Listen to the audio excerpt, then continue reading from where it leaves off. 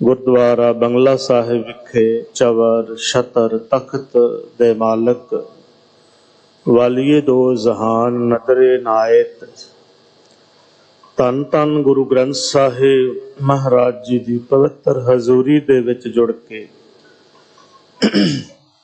गुरबाणी दे मनोर शब्द कीर्तन आसा दी वार ते आप जी ने अमृत वेले दे सुंदर दीवाना दे विच सरवण कीते हन।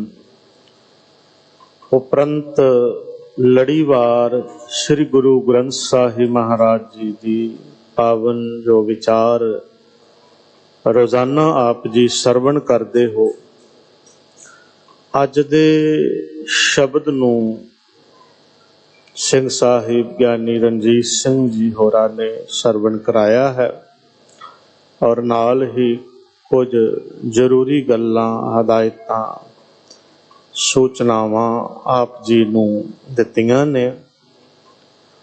आओ ये भी बहुत जरूरी है साडे वास्ते। कल गुरु ग्रंथ साहिब महाराज जी का गुरता गद्दी निशानी पुरब है और ये वो पुरब है जिहड़ा सानू इन्ने वड्डे पद्धर ते मनाउणा चाहीदा है कि लोग देखण पुछण अज की गल है। अज बड़ी चहल पहल है, बड़ा उत्साह है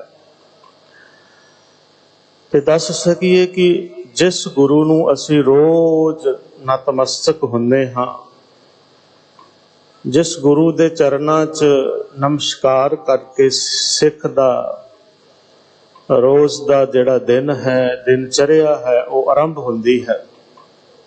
अज उस गुरु दा गुरता गद्दी नशीनी पुरब है और जिस दे अंदर बाणी उपदेश सतगुरां ने रागबद्ध करके उच्चारण किया है, लिखिया है। सिंह साहब जी ने दिल्ली सिख गुरुद्वारा प्रबंधक कमेटी वालों जो उद्यम किया गया है, ये बहुत जरूरी सी, क्योंकि जदों असी अज इस बाणी नूं पढ़न गाउण दा अपने मन मत्ती ढंग दे नाल जो प्रचार देख रहे हाँ, फैलाओ देख रहे हाँ, उस वल देख करके बड़ा दुख हुंदा है कि वाकई ही जिहड़ी ये गल कईयां नूं गुस्सा लगा होएगा कि भाई साहब जी ने, सिंह साहब जी ने कहा कि किहड़े सवेरे ही मिर्जे गाउण लग पैंदे ने। सच है इहदे विच कोई दूजी राय नहीं, कोई झूठ नहीं है।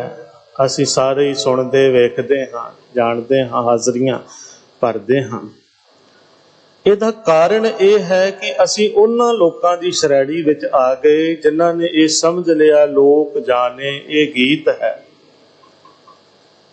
जिन्हां ने ये नहीं जानिया ये तो ब्रह्म विचार, ये तो ब्रह्म विचार है। इस ब्रह्म विचार नूं सहज दे विच लैना है। ये नहीं कि हुलारे चढ़ जाइए, पता ही ना चले।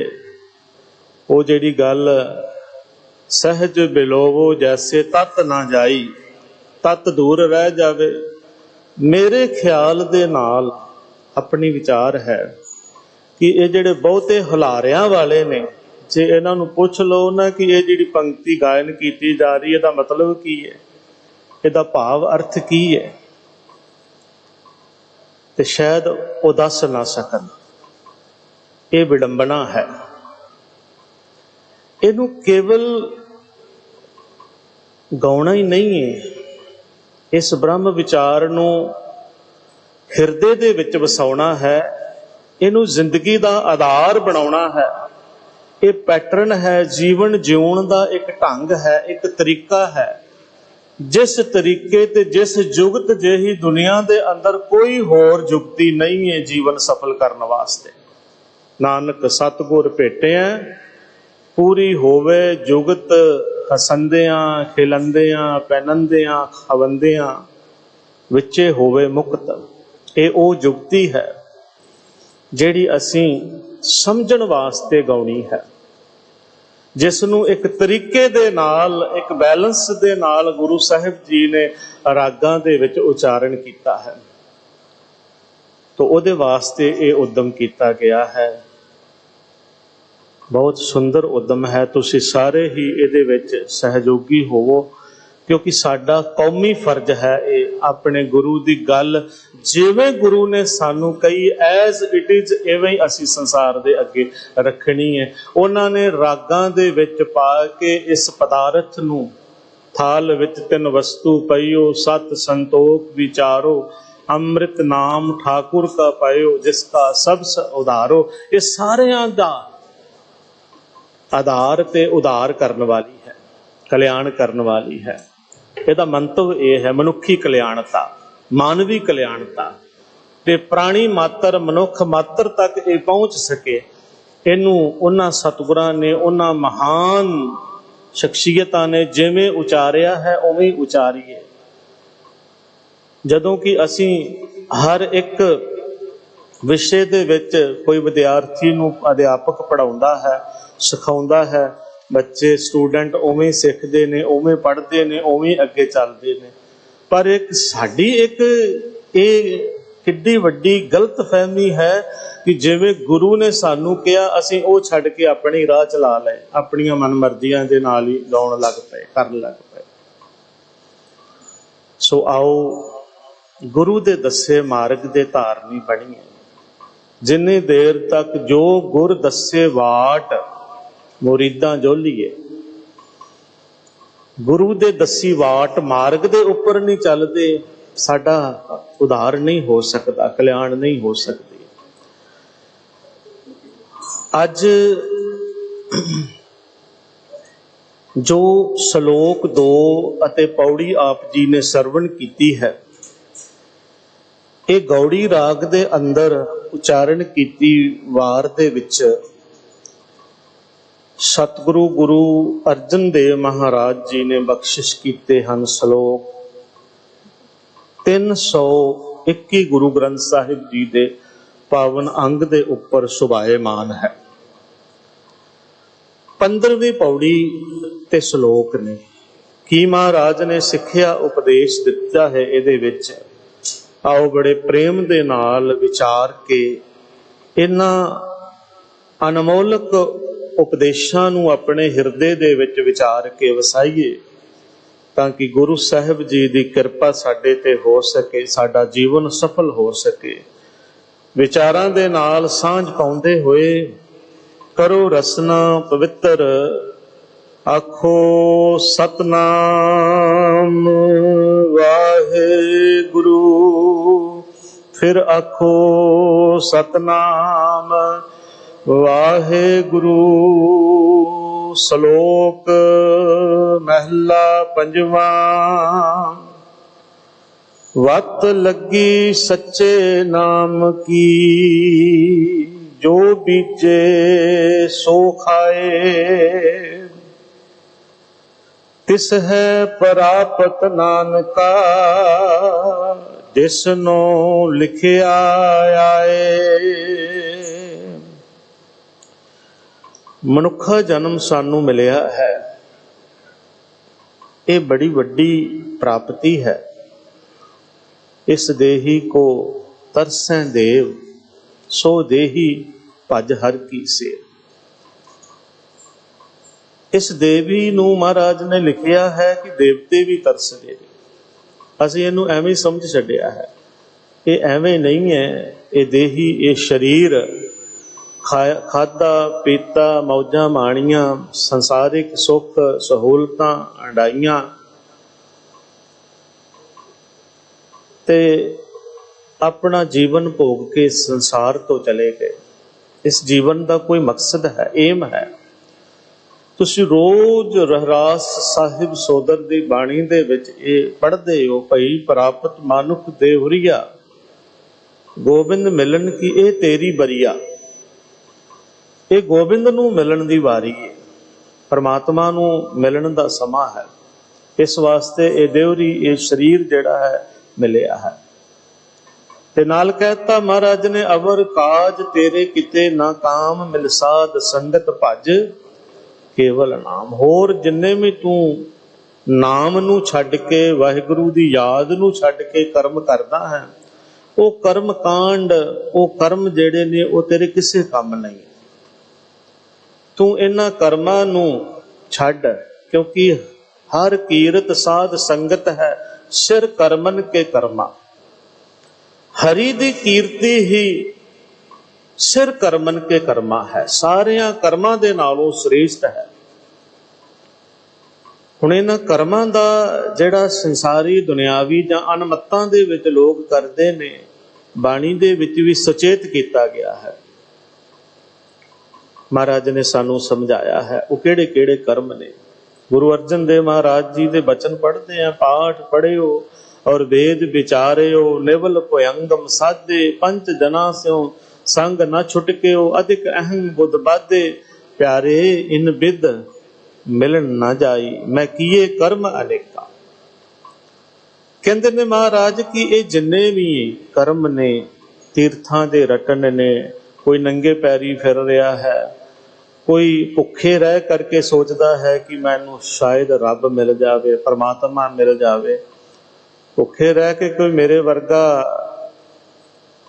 मोटा ताजा ਉਹਦਾ शरीर तो ठीक हो सकता है, पर जे ਉਹਨੂੰ कहिए कि मिल परमात्मा मिल जाए, वो नहीं मिल सकता। भुखे भगत ना कीजे जे माला अपनी लीजे, गुरबाणी दे विच ये शब्द ने। होर भी बहुत सारे ऐसे कर्म ने, ते पातशाह जी ने एक पंक्ति दे विच ही उन्हां दा नवेड़ा करके कह दिता कि तू इन्हां कर्मां नूं छड्ड के जिहड़ा कर्म करन वाला है, हर कीरत साध संगत है, सिर करमन के कर्मा, ओ कर।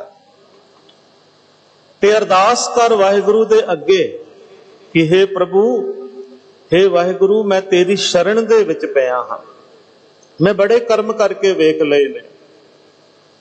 जे किसी ने नहीं भी कीते ते दूजे जिहड़े करन वाले ने उन्हां वल वेख लो कि उन्हां नूं कोई प्राप्ति होई है।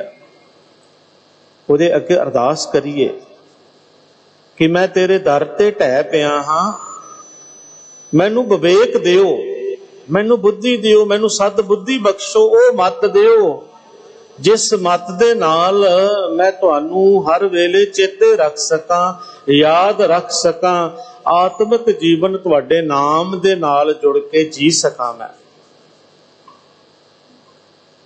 हार परियो स्वामी के द्वारे दीजे बुद्ध विवेका। ये मैनू सा मत देहो दयाल प्रभ, जित तुम्हें आराधा, नानक मंगे दान प्रभ, रेन पग साधा।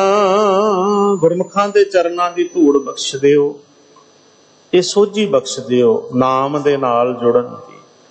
आत्मिक जीवन सिख दा, मनुख दा, परमात्मा दे एक प्रभु दी याद दे नाल, एक वाहिगुरू दे नाम दे नाल ही है, उस तो बिना जीवन व्यर्थ है। इस करके महाराज ने कहा तू इहदी सफलता वास्ते नाम दे नाल जुड़, अपने जीवन नू सफल करन वास्ते, मनुखा जीवन नू सफल करन वास्ते मिल साध संगत भज केवल नाम। देखो शब्द लिखिया केवल नाम, कुछ होर भी लिख सकते सी भी संगत विच आ करके आ कर्म करया कर, उन्होंने कहा केवल नाम। नानक कह घर केवल नाम, केवल एक रब्बी नाम नू ही मानता है गुरु दे घर दे विच, उस तो इलावा होर कोई नहीं है। इस वास्ते मनुखा जन्म तां ही सफल है जे असी गुरु दे दसे होए मार्ग ते चलिए, नाम दे नाल जुड़िए। हुण इस श्लोक दे विच गुरु महाराज जी ने एक तां बत्तर दी गल कीती है, इनू एक फसल दे नाल, जिवें किसान फसल बेचदा है अपनी जमीन दे विच, कदों बीजदा है जदों ਢੁਕਵਾਂ ਸਮਾਂ ਹੁੰਦਾ ਹੈ। ਵੱਤ ਸ਼ਬਦ ਜਿਹੜਾ ਜਾਂ ਵੱਤਰ ਸ਼ਬਦ ਜਿਹੜਾ ਹੈ, ਇਹ ਢੁਕਵੇਂ ਸਮੇਂ ਨੂੰ ਯੋਗ ਸਮੇਂ ਨੂੰ ਕਹਿੰਦੇ ਨੇ, ਯੋਗ ਸਮਾਂ। ਹੁਣ ਜੀਵਨ ਦੇ ਵਿੱਚ ਯੋਗ ਸਮਾਂ ਕਿਹੜਾ, ਸੰਸਾਰ ਦੇ ਵਿੱਚ ਯੋਗ ਸਮਾਂ ਕਿਹੜਾ ਹੈ, ਕਿਹੜੀ ਜੂਨ ਹੈ, ਉਹਦੇ ਬਾਰੇ ਮਹਾਰਾਜ ਕਹਿੰਦੇ ਨੇ, ਵੱਤ ਲੱਗੀ ਸੱਚੇ ਨਾਮ ਕੀ। ਸੱਚੇ ਨਾਮ ਨੂੰ ਬੀਜਣ ਦੀ ਘੜੀ ਹੈ, ਸੱਚੇ ਨਾਮ ਨੂੰ ਬੀਜਣ ਦਾ ਸਮਾਂ ਮਿਲ ਗਿਆ ਹੈ, ਪ੍ਰਮਾਤਮਾ ਨੇ ਬਖਸ਼ਿਆ ਹੈ, ਬੱਤਰ ਬਖਸ਼ਿਆ ਹੈ, ਵੱਤ। ਇਹ ਯੋਗ ਸਮਾਂ ਹੈ। ਕਿਹੜਾ ਯੋਗ ਸਮਾਂ ਹੈ? ਜਿਹੜਾ ਅਸੀਂ ਪੜ੍ਹਿਆ, ਭਈ ਪ੍ਰਾਪਤ ਮਾਨੁਖ ਦੇਹੁਰੀਆ, ਮਨੁੱਖਾ ਦੇਹੀ, ਮਨੁੱਖੀ ਸਰੀਰ, ਇਹ ਯੋਗ ਸਮਾਂ ਹੈ।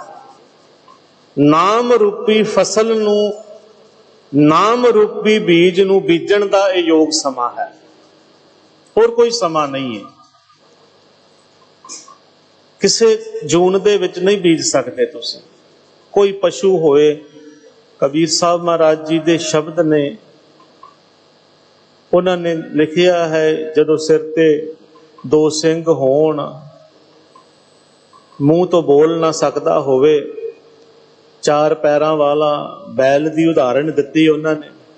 ਉਹਨਾਂ ਨੇ ਲਿਖਿਆ, ਤਬ ਕੈਸੇ ਗੁਣ ਗਈ ਹੈ, ਉਠਤ ਬੈਠਤ ਠੇਂਗਾ ਪਰ ਹੈ, ਤਬ ਕਤ ਮੂੰਡ ਲੁਕਈ ਹੈ। ਜਦੋਂ ਉੱਠਦਿਆਂ ਬੈਠਦਿਆਂ ਮਾਲਕ ਨੇ ਆਣ ਕਰਕੇ ਗੋਡਾ ਮਾਰ ਕੇ ਠਾਉਣਾ ਹੈ, ਆਰਾਮ ਵੀ ਨਹੀਂ ਕਰਨ ਦੇਣਾ, ਤੇ ਫਿਰ ਸੁੱਕਾ ਘਾਹ ਅੱਗੇ ਪੈਣਾ ਹੈ। ਸਾਰਾ ਦਿਨ ਖੇਤਾਂ ਦੇ ਵਿੱਚ ਕੰਮ ਕਰਦਿਆਂ, ਚਰਗਾਹਾਂ ਦੇ ਵਿੱਚ ਚਰਦਿਆਂ ਫਿਰ ਵੀ ਪੇਟ ਨਹੀਂ ਭਰਨਾ। ਸਾਰਾ ਦਿਨ ਫਿਰਤ ਬਨ ਮਹੀਆ, ਅਜੂ ਨਾ ਪੇਟ ਅਗਈ ਹੈ। ਇਹਦਾ ਕਹਿੰਦੇ ਨੇ, ਇਹਦਾ ਕਾਰਨ ਤਾਂ ਹੀ ਹੈ, ਇਹੀ ਹੈ ਕਾਰਨ ਕਿ ਜਨ ਭਗਤਨ ਕੋ ਕਹਿਓ ਨਾ ਮਾਨੇ, ਕੀਆ ਆਪਣਾ ਪਈ ਹੈ। ਇਹ ਮਹਾਂਪੁਰਖਾਂ ਦਾ ਆਖਾ ਨਾ ਮੰਨਣ ਕਰਕੇ, ਉਹਨਾਂ ਦੇ ਆਖੇ ਨਾ ਲੱਗਣ ਕਰਕੇ ਹੀ ਇਦਾਂ ਦੀ ਹਾਲਤ ਹੁੰਦੀ ਹੈ ਵੀ ਉਸ ਜਨਮ ਦੇ ਵਿੱਚ, ਭਾਵੇਂ ਉਹ ਕੋਈ ਗਾਂ ਦਾ ਹੋਵੇ, ਚਾਹੇ ਉਹ ਬੈਲ ਦਾ ਹੋਵੇ, ਜਾਂ ਕਿਸੇ ਮੱਝ ਦਾ, ਕਿਸੇ ਵੀ ਜਾਨਵਰ ਦਾ, ਪਸ਼ੂ ਦਾ, ਕੋਈ ਵੀ ਸਮਾਂ ਹੋਵੇ, ਉਹ ਵੱਤਰ ਨਹੀਂ ਹੈ। ਕੇਵਲ ਮਨੁੱਖਾ ਜੀਵਨ ਹੀ ਵੱਤਰ ਹੈ। ਫਿਰ ਬੇਨਤੀ ਨੂੰ ਸਮਝੋ, ਇਸ ਸ਼ਲੋਕ ਵਿੱਚ ਵੱਤਰ ਕਿਹੜਾ ਹੈ? ਮਨੁੱਖਾ ਜਨਮ। 184 ਭਰਮਤਿਆਂ ਦੁਲਭ ਜਨਮ ਪਾਇਓ ਏ। ਇਹ ਕਈਆਂ ਜੂਨਾਂ ਦੇ ਵਿੱਚ ਭਟਕਣ ਤੋਂ ਬਾਅਦ ਮਿਲਿਆ ਹੈ ਜੀਵਨ, ਇਸ ਕਰਕੇ ਇਹਨੂੰ ਅਹਿਮ ਹੈ, ਅਹਿਮੀਅਤ ਦਿੱਤੀ ਗਈ ਹੈ। ਹੋਰ ਕਿਸੇ ਜੂਨ ਨੂੰ ਅਹਿਮੀਅਤ ਨਹੀਂ ਦਿੱਤੀ ਗਈ। ਪਸ਼ੂ ਪੰਛੀ ਬੜੇ ਨੇ, ਬੜੇ ਸੁੰਦਰ ਨੇ, ਉਸ ਦੀ ਰਚਨਾ ਉਸ ਮਾਲਕ ਦੀ। ਪਰ ਜੇ ਕੋਈ ਨਾਮ ਬੀਜ ਬੀਜਣਾ ਚਾਹਵੇ ਤਾਂ ਇਸ ਜਨਮ ਦੇ ਵਿੱਚ, ਇਸ ਵੱਤਰ ਦੇ ਵਿੱਚ ਹੀ, ਇਸ ਵੱਤ ਵਿੱਚ, ਇਸ ਯੋਗ ਸਮੇਂ ਦੇ ਵਿੱਚ ਹੀ ਬੀਜ ਸਕਦਾ ਹੈ। ਮਨੁੱਖਾ ਜੀਵਨ ਹੀ ਉਹ ਯੋਗ ਸਮਾਂ ਹੈ ਜਿਹਦੇ ਵਿੱਚ ਆਤਮਿਕ ਜੀਵਨ ਦੀ ਖੇਤੀ ਕੀਤੀ ਜਾ ਸਕਦੀ ਹੈ, ਹੋਰ ਕੋਈ ਨਹੀਂ ਹੈ। ਇਸ ਕਰਕੇ ਪਾਤਸ਼ਾਹ ਨੇ ਕਿਹਾ ਕਿ ਹੁਣ ਵੱਤ ਲੱਗੀ ਹੈ ਸੱਚੇ ਨਾਮ ਨੂੰ ਬੀਜਣ ਦੀ। ਅਬ ਕੱਲੂ ਆਇਓ ਰੇ, ਇੱਕ ਨਾਮ ਬੋਵੋ ਬੋਵੋ, ਅਨ ਰੁੱਤ ਨਾਹੀ ਨਾਹੀ, ਮਤ ਭਰਮ ਭੁੱਲੋ। ਕਹਿੰਦੇ ਮਹਾਰਾਜ, ਮਤਾਂ ਕਿਸੇ ਭਰਮ ਦੇ ਵਿੱਚ ਭੁੱਲ ਜਾਵੋ, ਕਿਸੇ ਹੋਰ ਸਮੇਂ ਦੇ ਵਿੱਚ ਇਸ ਬੀਜ ਨੂੰ ਬੀਜ ਸਕਾਂਗੇ, ਕਿਸੇ ਹੋਰ ਜੂਨ ਦੇ ਵਿੱਚ, ਕਿਸੇ ਹੋਰ ਜਨਮ ਦੇ ਵਿੱਚ ਬੀਜ ਸਕਾਂਗੇ, ਨਹੀਂ ਬੀਜ ਸਕੋਗੇ। ਅਬ ਹੁਣ ਹੀ ਸਮਾਂ ਆਇਆ ਹੈ, ਇਹ ਮਨੁੱਖਾ ਜੀਵਨ ਮਿਲਿਆ ਹੈ, ਨਾਮ ਬੀਜਣ ਵਾਸਤੇ ਮਿਲਿਆ ਹੈ। ਤੇ ਵੱਤ ਨੂੰ ਜਿਹੜਾ ਲਗਾ ਦਿੰਦਾ ਹੈ ਨਾ ਕਿਸਾਨ, ਉਹਨੂੰ ਸਫਲ ਕਿਸਾਨ ਨਹੀਂ ਸਮਝਿਆ ਜਾਂਦਾ। ਜਿਹੜਾ फसल बीजण ਦਾ ਸਮਾਂ ਹੋਵੇ, ਵੱਤਰ ਹੋਵੇ ਤੇ ਉਹਨੂੰ ਲੰਘਾ ਦੇਵੇ, ਉਸ ਤੋਂ ਬਾਅਦ ਪਛਤਾਵਾ ਹੀ ਰਹਿ ਜਾਂਦਾ ਹੈ ਉਹਦੇ ਕੋਲ। ਤਾਂ ਹੀ ਮਹਾਰਾਜ ਨੇ ਕਿਹਾ, ਭਜੋ ਗੋਬਿੰਦ ਭੂਲ ਮਤ ਜਾਹ, ਮਾਨਸ ਜਨਮ ਕਾ ਇਹੀ ਲਾਹਾ। ਇਹ ਲਾਹਾ ਹੈ ਮਨੁੱਖਾ ਜਨਮ ਦਾ, ਇਸ ਵੱਤਰ ਦਾ ਇਹ ਲਾਭ ਹੈ। ਉਸ ਵਾਹਿਗੁਰੂ ਨੂੰ ਭਜੋ, ਉਸ ਪਰਮਾਤਮਾ ਨੂੰ ਸਿਮਰੋ, ਉਸ ਨੂੰ ਯਾਦ ਰੱਖੋ, ਚੇਤੇ ਰੱਖੋ। ਜੇ ਹੁਣ ਨਾ ਭਜਿਆ ਸਿਮਰਿਆ, ਕੋਈ ਹੋਰ ਸਮਾਂ ਨਹੀਂ। ਅਬ ਨਾ ਭਜਸ ਭਜਸ ਤਬ ਭਾਈ, ਆਵੇ ਅੰਤ ਨਾ ਭਜਿਆ ਜਾਈ। ਜਦੋਂ ਅੰਤ ਆ ਗਿਆ, ਜੋ ਆਖਰੀ ਸਵਾਸ ਆ ਗਏ, ਫਿਰ ਭਜ ਲਵਾਂਗੇ, ਸਿਮਰ ਲਵਾਂਗੇ। ਜੇ ਹੁਣ ਨਾ ਭਜਿਆ, ਜੇ ਹੁਣ ਨਾ ਸਿਮਰਿਆ, ਰਹਿੰਦੇ ਸਵਾਸਾਂ ਦੇ ਵਿੱਚ ਨਾ ਸਿਮਰਿਆ, ਤੇ ਜਦੋਂ ਸਵਾਸ ਮੁੱਕ ਗਏ, ਖਤਮ ਹੋ ਗਏ, ਉਦੋਂ ਕਿਵੇਂ ਭਜਾਂਗੇ, ਕਿਵੇਂ ਸਿਮਰਾਂਗੇ? ਹੋਰ ਕੋਈ ਸਮਾਂ ਨਹੀਂ ਹੈ ਇਸ ਵਾਸਤੇ। ਇਸ ਸਮੇਂ ਦੀ ਨਜ਼ਾਕਤ ਨੂੰ ਸਮਝੋ। ਅੱਜ ਸਮਾਂ ਅਸੀਂ ਜਦੋਂ ਕੌਮ ਵੱਲ ਵੇਖਦੇ ਹਾਂ ਤੇ ਸਾਨੂੰ ਨਜ਼ਰ ਆਉਂਦਾ ਹੈ ਕਿ ਆਲਾ ਦੁਆਲਾ ਸਾਡਾ ਕਿੱਦਾਂ ਦਾ ਹੋ ਚੁੱਕਾ ਹੈ। ਇਹੋ ਜਿਹੇ ਦੌਰ ਦੇ ਵਿੱਚ, ਇਹੋ ਜਿਹੇ ਸਮੇਂ ਦੇ ਵਿੱਚ ਇੱਕ ਗੁਰਬਾਣੀ ਹੀ, ਗੁਰੂ ਦਾ ਸ਼ਬਦ ਹੀ ਆਸਰਾ ਹੈ, ਜਿਸ ਦੇ ਨਾਲ ਜੁੜ ਕੇ ਅਸੀਂ ਆਪਣੇ ਆਤਮਿਕ ਤਵਾਜ਼ਨ ਨੂੰ, ਆਪਣੇ ਬੈਲੈਂਸ ਨੂੰ, ਮਾਨਸਿਕ ਬੈਲੈਂਸ ਨੂੰ ਬੈਲੈਂਸ ਰੱਖ ਸਕਦੇ ਹਾਂ, ਬਰਕਰਾਰ ਰੱਖ ਸਕਦੇ ਹਾਂ। ਟੈਨਸ਼ਨਾਂ ਤੋਂ, ਚਿੰਤਾਵਾਂ ਤੋਂ ਮੁਕਤ ਹੋ ਸਕਦੇ ਹਾਂ। ਬਹੁਤ ਚਿੰਤਾਵਾਂ ਨੇ, ਬਹੁਤ ਫਿਕਰ ਨੇ, ਬੜੇ ਝੋਰੇ ਨੇ ਜ਼ਿੰਦਗੀ ਦੇ ਵਿੱਚ। ਅੱਜ ਦੇ ਯੁੱਗ ਦੇ ਵਿੱਚ ਇਹਨਾਂ ਝੋਰਿਆਂ, ਇਹਨਾਂ ਚਿੰਤਾਵਾਂ ਤੋਂ, ਇਹਨਾਂ ਟੈਨਸ਼ਨਾਂ ਤੋਂ ਮੁਕਤ ਹੋਣ ਦਾ ਇੱਕੋ ਇੱਕ ਹੀ ਸਤਿਗੁਰੂ ਦਾ ਇਹ ਦੱਸਿਆ ਹੋਇਆ ਨੁਕਤਾ ਹੈ। ਨਾਮ ਬੀਜ ਬੀਜੀਏ, ਨਾਮ ਦੇ ਨਾਲ ਜੁੜੀਏ, ਧੁਰ ਕੀ ਬਾਣੀ ਪੜ੍ਹੀਏ, ਸਹਿਜ ਪਾਠ ਕਰੀਏ, ਨਿਤਨੇਮ ਕਰੀਏ। ਇਹ ਬਾਣੀ ਸਾਨੂੰ ਇਹਨਾਂ ਸਾਰੀਆਂ ਚਿੰਤਾਵਾਂ ਤੋਂ ਦੂਰ ਲੈ ਜਾਵੇਗੀ, ਮੁਕਤ ਕਰ ਦੇਵੇਗੀ। ਗੁਰੂ ਗੋਬਿੰਦ ਸਿੰਘ ਸੱਚੇ ਪਾਤਸ਼ਾਹ ਜੀ ਨੇ ਜਦੋਂ ਗੁਰੂ ਗ੍ਰੰਥ ਸਾਹਿਬ ਜੀ ਨੂੰ ਗੁਰਤਾ ਗੱਦੀ ਤੇ ਬਿਰਾਜਮਾਨ ਕੀਤਾ ਨਾ, ਉਸ ਤੋਂ ਪਹਿਲਾਂ ਦਾ ਇੱਕ ਬੜੀ ਛੋਟੀ ਜੀ ਘਟਨਾ ਹੈ, ਪਰ ਬੜੀ ਅਹਿਮ ਹੈ। ਉਹਨਾਂ ਨੇ ਸਿੱਖਾਂ ਨੂੰ ਨਾਲ ਲਿਆ। ਇਹ ਵੱਡੇ ਤੀਰ ਅੰਦਾਜ਼ ਸਤਿਗੁਰੂ ਸ਼ਸਤਰ ਵਿਦਿਆ ਦੇ ਵੇਤਾ ਧਨੀ, ਤੀਰ ਚਿੱਲੇ ਦੇ ਵਿੱਚ ਚੜਾਇਆ ਤੇ ਉਹ ਤੀਰ ਆਕਾਸ਼ ਵੱਲ ਨੂੰ ਉਹਦੀ ਮੁਖੀ ਕਰਕੇ ਛੱਡਣ ਲੱਗੇ। ਛੱਡਣ ਤੋਂ ਪਹਿਲਾਂ ਇੱਕ ਬਚਨ ਕਿਹਾ, ਕਹਿਣ ਲੱਗੇ, ਸਿੱਖੋ, ਮੈਂ ਇੱਕ ਇਹ ਤੀਰ ਛੱਡਣ ਲੱਗਾ ਹਾਂ। ਕਹਿਣ ਲੱਗੇ, ਇਹ ਤੀਰ ਜਿੱਥੇ ਵੀ ਗਿਰੇ ਨਾ, ਤੁਸੀਂ ਇਸ ਨੂੰ ਲੈ ਕੇ ਆਉਣਾ ਹੈ। ਸਾਵਧਾਨ ਹੋ ਗਏ ਸਾਰੇ। ਮਹਾਰਾਜ ਨੇ ਤੀਰ ਛੱਡ ਦਿੱਤਾ, ਪਰ ਤੀਰ ਜਿਵੇਂ ਸਾਖੀ ਇਤਿਹਾਸ ਲਿਖਿਆ ਹੈ, ਉਹ ਤੀਰ ਜ਼ਮੀਨ ਤੇ ਨਹੀਂ ਆਇਆ, ਚਾਰੇ ਪਾਸੇ ਲੱਭਦੇ ਰਹੇ ਸਿੱਖਾਂ ਨੇ। ਕਿਉਂਕਿ ਆਕਾਸ਼ ਵੱਲ ਨੂੰ ਜਦੋਂ ਤੀਰ ਛੱਡਿਆ ਜਾਂਦਾ, ਜਿੱਥੇ ਛੱਡਿਆ ਜਾਂਦਾ ਹੈ ਉੱਥੇ ਹੀ ਆ ਕੇ ਉਹ ਗਿਰਦਾ ਹੈ, ਪਰ ਤੀਰ ਨਹੀਂ, ਜ਼ਮੀਨ ਤੇ ਨਹੀਂ ਆਇਆ, ਨਾ ਹੀ ਗਿਰਿਆ। ਕਾਫੀ ਦੇਰ ਮੁਸ਼ੱਕਤ ਕਰਨ ਤੋਂ ਬਾਅਦ, ਦੇਖਣ ਤੋਂ ਬਾਅਦ, ਆਲੇ ਦੁਆਲੇ ਲੱਭਣ ਤੋਂ ਬਾਅਦ ਥੱਕ ਹਾਰ ਕੇ ਮਹਾਰਾਜ ਦੇ ਕੋਲ ਆ ਗਏ। ਕਹਿਣ ਲੱਗੇ, ਮਹਾਰਾਜ ਤੀਰ ਨਹੀਂ ਮਿਲਿਆ। ਗੁਰੂ ਸਾਹਿਬ ਕਹਿੰਦੇ ਨੇ, ਦੇਖੋ ਫਿਰ ਚੰਗੀ ਤਰ੍ਹਾਂ ਭਾਲ ਕਰੋ। ਦੇਖ ਕਰਕੇ ਹਾਰ ਥੱਕ ਕੇ ਕਹਿਣ ਲੱਗੇ, ਮਹਾਰਾਜ ਨਹੀਂ। ਪਾਤਸ਼ਾਹ ਫਿਰ ਸਿੱਖ ਸਮਝ ਗਏ ਕਿ ਇਹਦੇ ਵਿੱਚ ਕੋਈ ਜੁਗਤ ਹੈ ਜੋ ਸਾਨੂੰ ਸਮਝਾਉਣਾ ਚਾਹੁੰਦੇ ਨੇ। ਉਹਨਾਂ ਨੇ ਕਿਹਾ, ਮਹਾਰਾਜ ਕਿਰਪਾ ਕਰਕੇ ਦੱਸੋ, ਇਸ ਤੀਰ ਨੂੰ ਛੱਡਣ ਦੇ ਵਿੱਚ ਤੇ ਸਾਨੂੰ ਲੱਭਣ ਲਈ ਆਖਣ ਦੇ ਵਿੱਚ ਕੀ ਰਾਜ ਹੈ? ਮਹਾਰਾਜ ਨੇ ਆਖਿਆ, ਭਾਈ ਸਿੱਖੋ, ਇਹ ਤੀਰ ਤੁਸੀਂ ਲੱਭਦੇ ਵੀ ਤੇ ਨਹੀਂ ਸੀ ਲੱਭਣਾ, ਕਿਉਂਕਿ ਮੈਂ ਤੀਰ ਦੇ ਨਾਲ ਹੁਮਾਂ ਦਾ ਪੰਖ ਜਿਹੜਾ ਹੈ, ਉਹ ਇੱਕ ਹੁਮਾ ਪੰਛੀ ਹੈ, ਉਹਦਾ ਖੰਭ ਜੋੜਿਆ ਸੀ, ਜੋ ਕਿਹਾ ਜਾਂਦਾ ਹੈ ਕਿ ਇਹ ਆਕਾਸ਼ ਦੇ ਵਿੱਚ ਹੀ ਰਹਿੰਦਾ ਹੈ, ਹੁਮਾ ਜ਼ਮੀਨ ਤੇ ਨਹੀਂ ਆਉਂਦਾ। ਇਹਦੇ ਨਾਲ ਉਹਨਾਂ ਨੇ ਇੱਕ ਬਹੁਤ ਵੱਡੀ ਗੱਲ ਸਮਝਾਈ। ਕਹਿਣ ਲੱਗੇ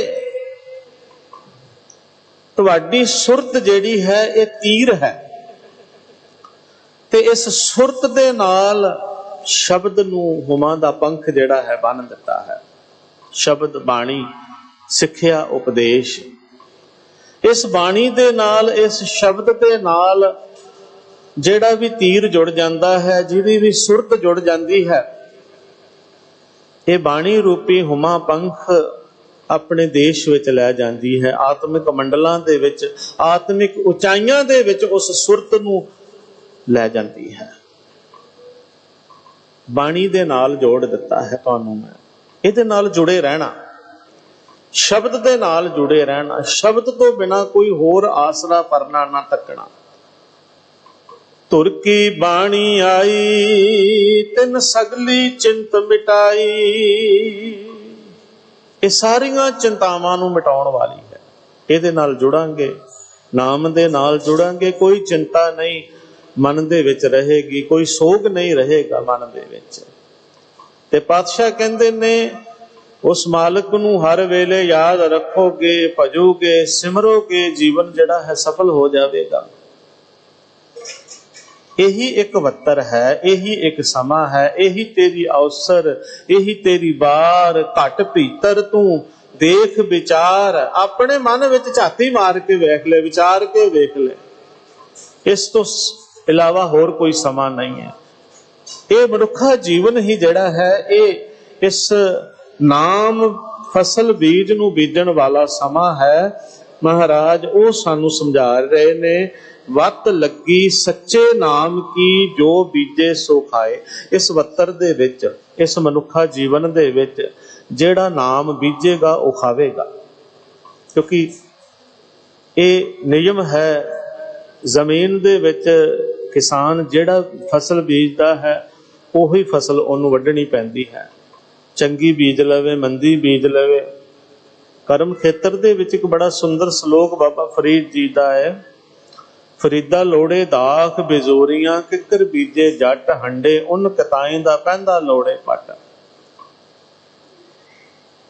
ਜ਼ਮੀਨ ਵਿੱਚ ਜ਼ਿਮੀਂਦਾਰ ਜੱਟ ਆਪਣੇ ਖੇਤ ਦੇ ਵਿੱਚ ਕਿੱਕਰ ਦੇ ਬੀਜ ਬੀਜ ਕੇ ਆਸ ਰੱਖੇ ਉਹਦੇ ਤੋਂ ਕਿ ਮੈਨੂੰ ਬੇਜ਼ੌਰ ਦੇਸ਼ ਦੀਆਂ ਮਿੱਠੀਆਂ ਦਾਖਾਂ ਮਿਲ ਜਾਣ, ਨਹੀਂ ਮਿਲਣਗੀਆਂ।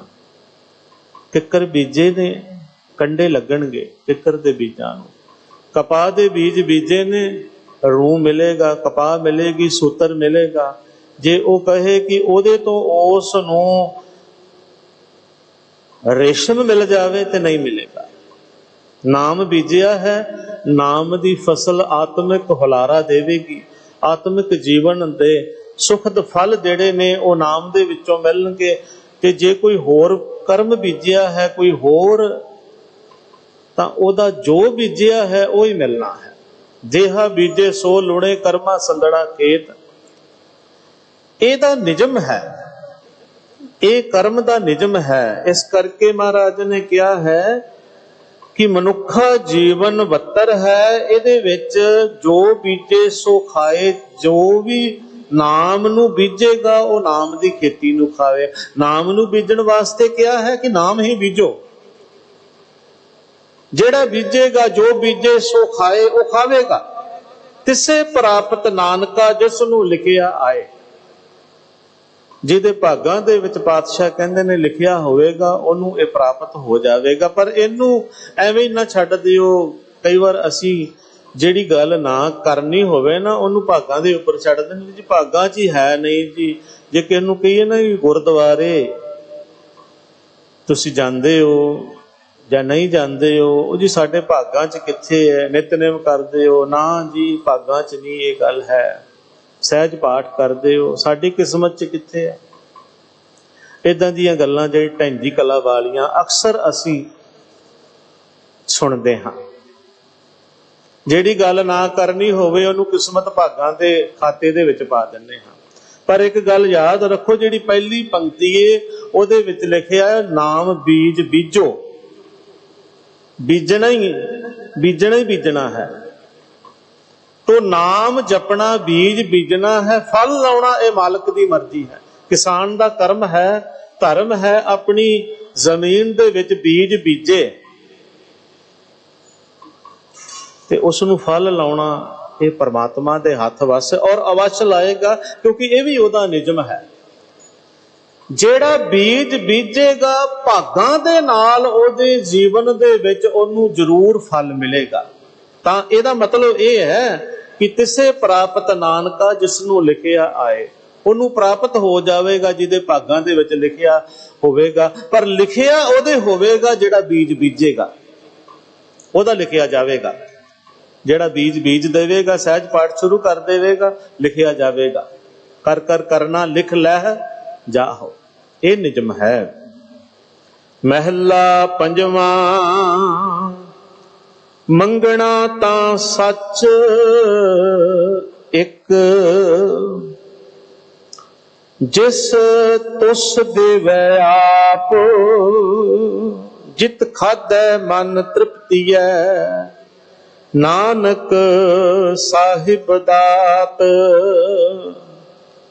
मंगना तां सच एक, कहंदे जे मंगना है ना, ते मंगण वाली एक सच्चा प्रभु ही है, एक सच्चा नाम ही है मंगण वाली चीज।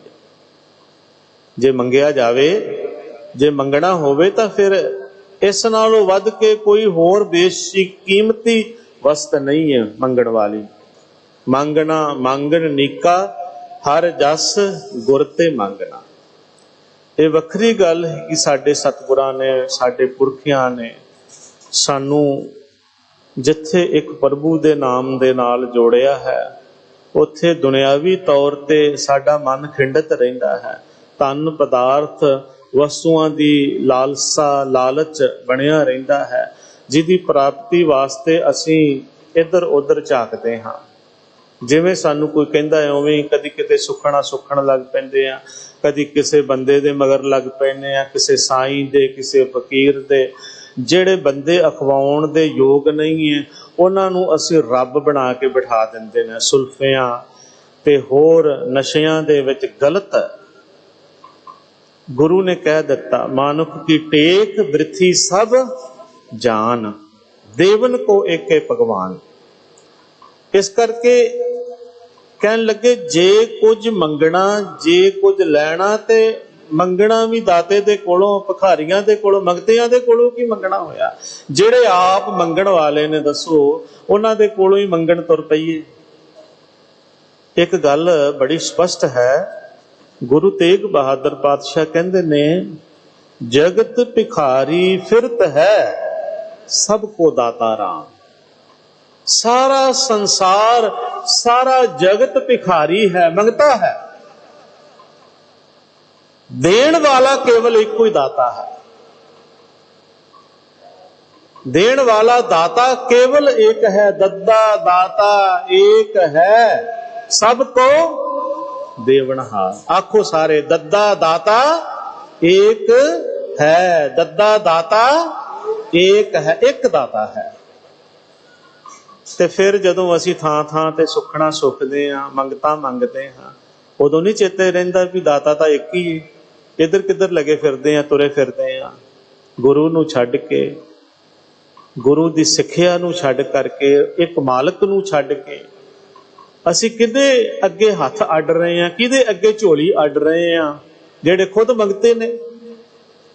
ਸਭ ਕੋ दाता राम, सारियां नूं देण वाला एक प्रभु, एक मालिक ही है, सबना दा दाता। सबना जियां का एक दाता, सो मैं विसर ना जाए।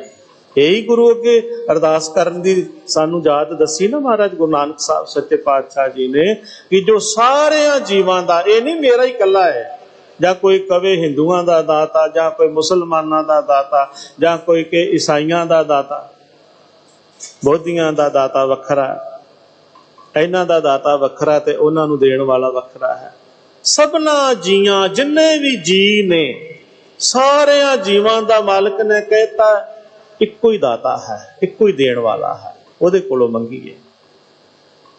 ਅੱਗੇ ਚੱਲ ਕਰਕੇ ਫਿਰ ਇਹ ਵੀ ਕਹਿ ਦਿੱਤਾ ਵੀ ਜੇ ਹੁਣ ਮੰਗਣ ਦੀ ਗੱਲ ਆਈ ਏ ਤੇ ਫਿਰ ਇਹ ਵੀ ਸੁਣ ਲਓ ਵੀ ਮੰਗਣਾ ਕੀ ਹੈ। ਐਵੇਂ ਫालतू ਦੀਆਂ ਚੀਜ਼ਾਂ ਨਹੀਂ ਮੰਗਣੀਆਂ, ਐਵੇਂ ਦੀਆਂ ਚੀਜ਼ਾਂ ਨਹੀਂ ਮੰਗਣੀਆਂ, ਨਾਸ਼ਵੰਤ ਚੀਜ਼ਾਂ ਨਹੀਂ ਮੰਗਣੀਆਂ, ਬਿਨਸਣ ਵਾਲੀਆਂ ਚੀਜ਼ਾਂ ਨਹੀਂ ਮੰਗਣੀਆਂ। ਮੰਗਣੀ ਏ ਉਹ ਚੀਜ਼ ਜਿਹੜੀ ਬਿਨਸਣ ਵਾਲੀ ਨਾ ਹੋਵੇ, ਜਿਹੜੀ ਮਿਟਣ ਵਾਲੀ ਨਾ ਹੋਵੇ, ਜਿਹੜੀ ਮੁੱਕਣ ਵਾਲੀ ਨਾ ਹੋਵੇ, ਉਹ ਚੀਜ਼ ਮੰਗਣੀ ਹੈ। ਇਸ ਕਰਕੇ ਮਹਾਰਾਜ ਨੇ ਕਹਿ ਦਿੱਤਾ ਕਿ ਕਹੋ ਸਾਰੇ ਵਿਣ ਤੁਧ ਹੋਰ, ਜੇ ਮੰਗਣਾ ਸਿਰ ਦੁੱਖਾਂ ਕੇ ਦੁੱਖ, ਦੇਹ ਨਾਮ ਸੰਤੋਖੀਆ ਉਤਰੈ ਮਨ ਕੀ ਭੁੱਖ। ਹੈ ਵਾਹਿਗੁਰੂ ਤੇਰੇ ਨਾਮ ਤੋਂ ਬਿਨਾ ਜੋ ਕੁਝ ਵੀ ਹੋਰ ਮੰਗਣਾ ਹੈ ਇਹ ਸਮਝ ਲਓ ਦੁੱਖਾਂ ਤੇ ਸਿਰ ਦੁੱਖ ਸਹੇੜਨ ਵਾਲੀ ਗੱਲ ਹੈ।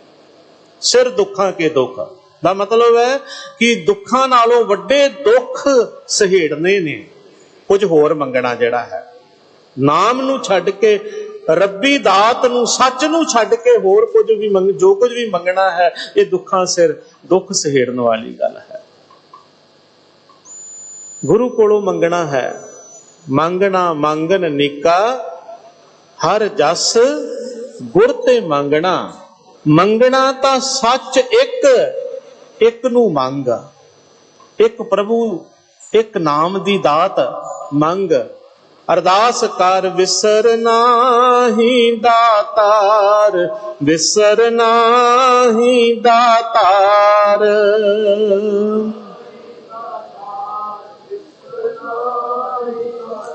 ਆਪਣਾ ਨਾਮ ਦੇਹੋ, ਆਪਣਾ ਨਾਮ ਦੇਹੋ।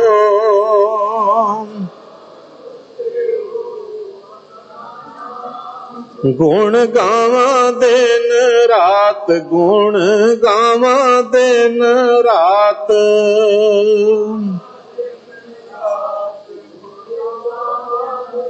ਨਾਨਕ ਚਾਹੇ ਹੋ, ਨਾਨਕ ਚਾਹੇ ਹੋ।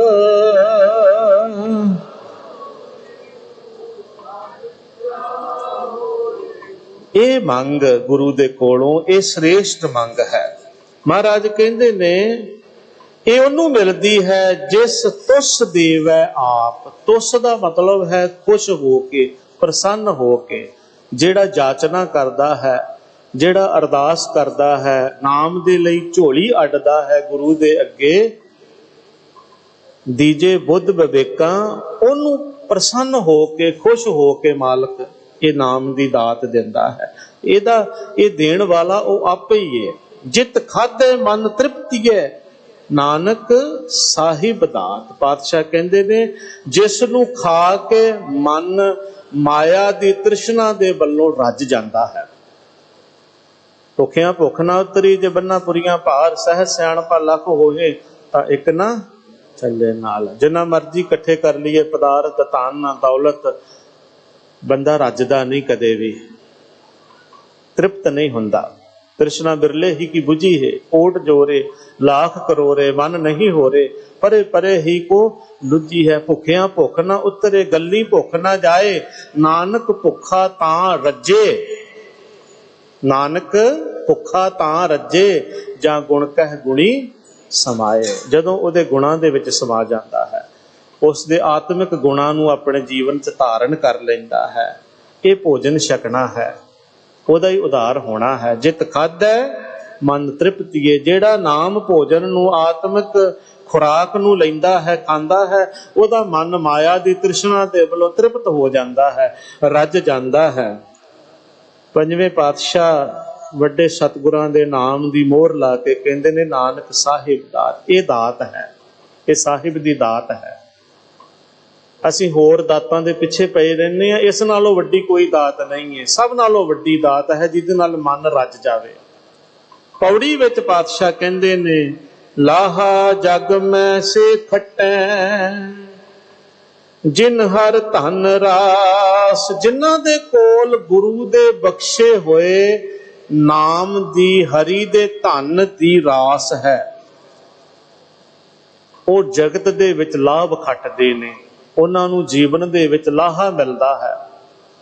ਜਿਨ੍ਹਾਂ ਨੇ ਬੀਜ ਬੀਜਿਆ ਹੈ ਉਹਨਾਂ ਨੂੰ ਫਸਲ ਮਿਲਣੀ, ਉਹਨਾਂ ਦੇ ਘਰ ਬੋਲ ਜੰਮ ਕੇ ਆਵੇਗਾ, ਉਹਨਾਂ ਦੇ ਘਰ ਫਸਲ ਆਵੇਗੀ।